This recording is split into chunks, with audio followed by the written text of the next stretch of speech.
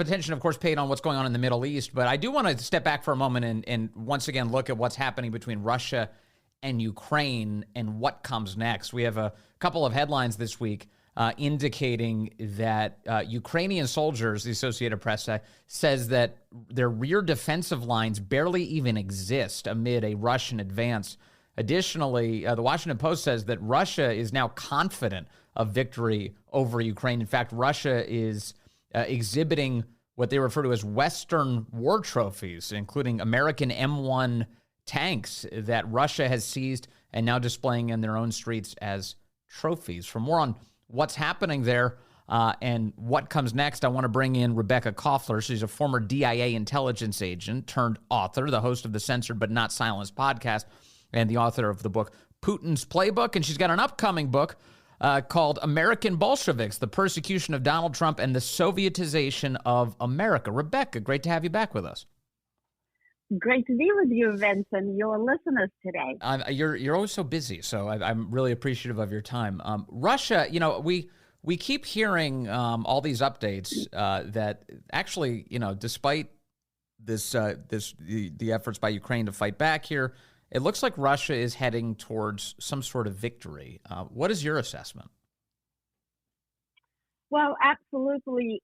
In fact, one can interpret that Russia has already achieved victory, and that is because Russia's definition of victory is very different from Western definition. Remember why Putin invaded Ukraine? It's to restore Russia's strategic security perimeter, right, on which they relied for centuries. And that shrunk with the collapse of the Soviet Union from 1,000 miles to 100 miles. So no sane military commander would allow this type of proximity to an adversarial alliance such as NATO. We wouldn't if China or Russia situated themselves as close as Mexico or Canada. And so Putin made it a red line for Ukraine to join NATO.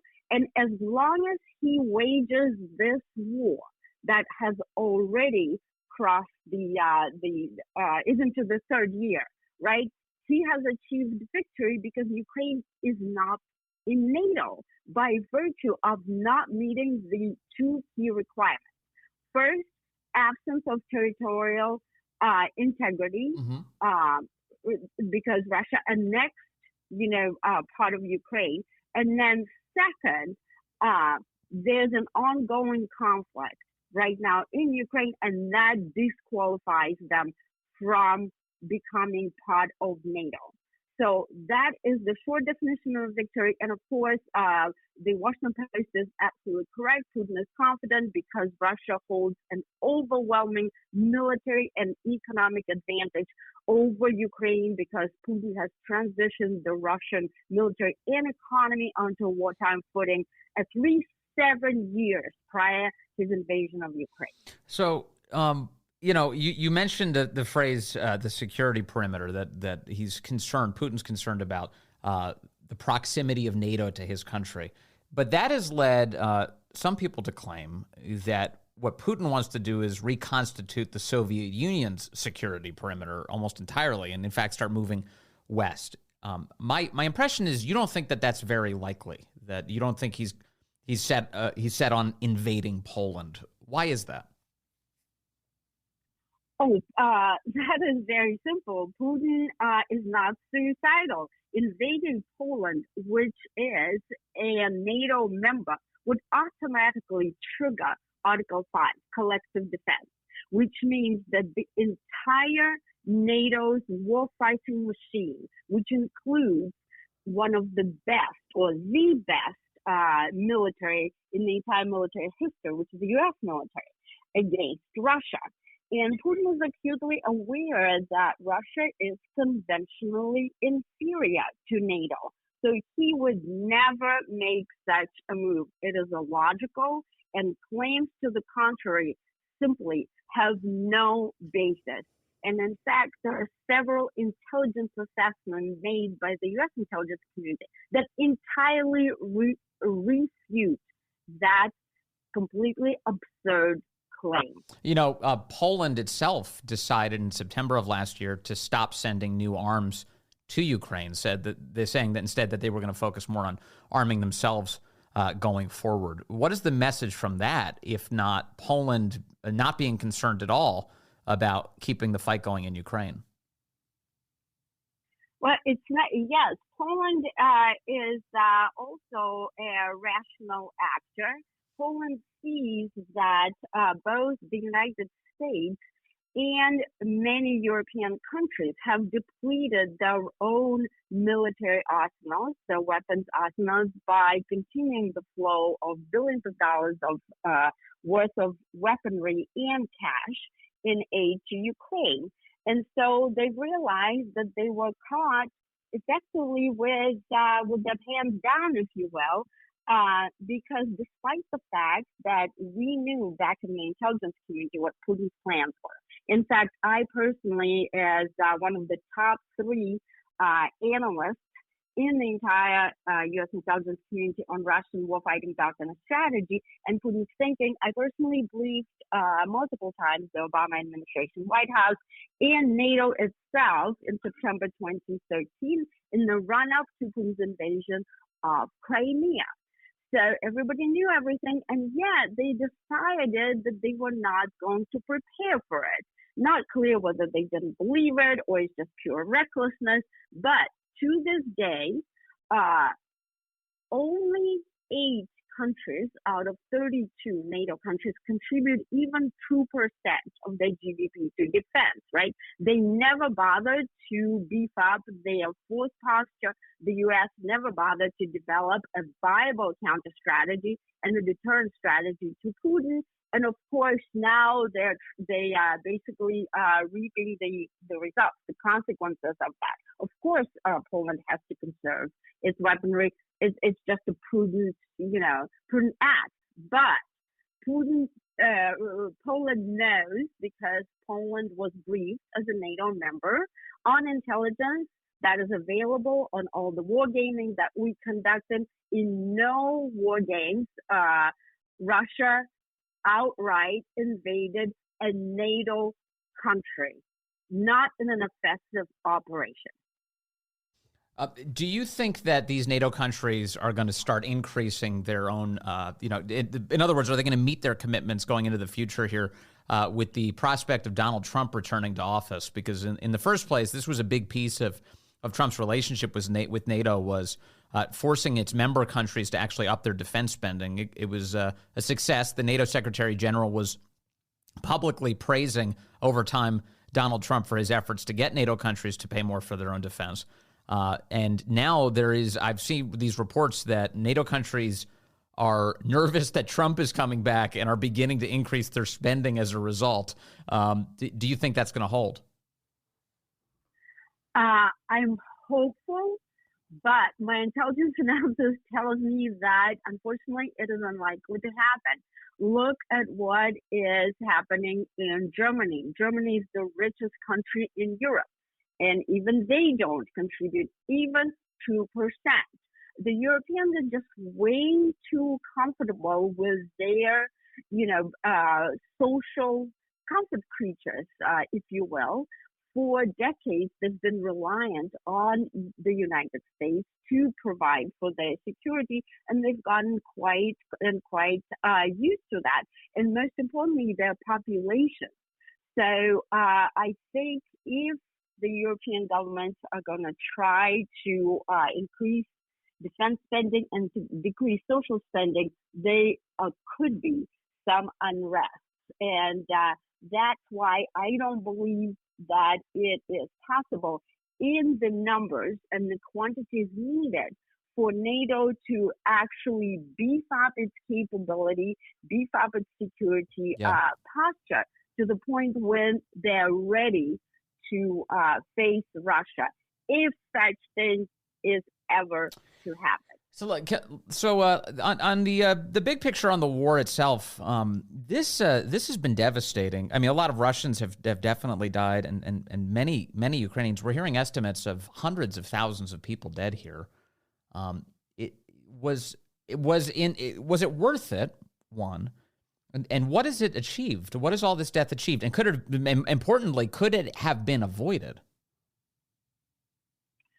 So you're absolutely right, Vince. A lot of Russians, just like a lot of Ukrainians, have been killed or wounded.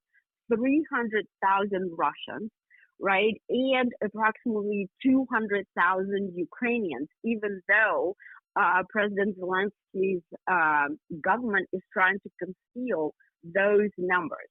Is it worth it? Well, it depends whom you're talking about. For Putin and Russia, it is worth it because, again, they view this first as a defensive operation to beef up its security perimeter against NATO that the Russians have seen getting closer and closer to Russia's borders, right? And now with the admission of Finland and Sweden, NATO is the closest that it has ever been in history to the Russian borders. So, and then secondly, the Russians believe that Ukrainian lands are part of Russia because that is how Russia originated with the Kievan Rus, that is the land that is occupied by modern Ukraine.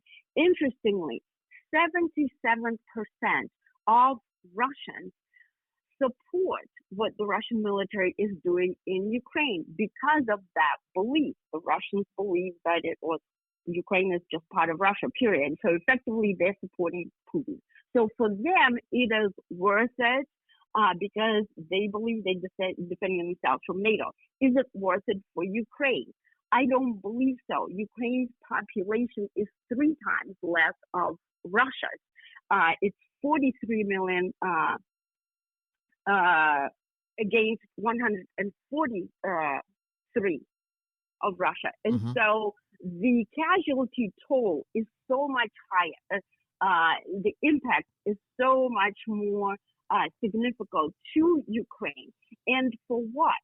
The Ukraine effectively still has lost 20% of its territory to Russia. And that territory will likely never be returned to Ukraine. And so there's no end in sight to the war in Ukraine. In fact, DNI Avril Haines just recently, a few days ago in a congressional testimony, stated that the war in Ukraine is going to continue with no end. And what does it mean? That all these billions that we have poured have not really achieved anything. But for the United States, at least that's what the elites are telling us, it's worth it because they're throwing Ukrainians into Putin's meat grinder, supposedly to prevent the deployment of U.S. troops into the theater, which is an absurd argument. You know, the other piece is just, it's really sad to think about the impact it's going to have on Ukraine in the long run as well. Because the numbers that you just said, about 250,000 people, 250,000 Ukrainians dead, those are 250,000 young men who are gone. That has a big impact on a country. Absolutely, and these young men, child-producing age men, so it's going to have a tremendous impact on the population, on the birth rates, on their labor pool, et cetera, et cetera.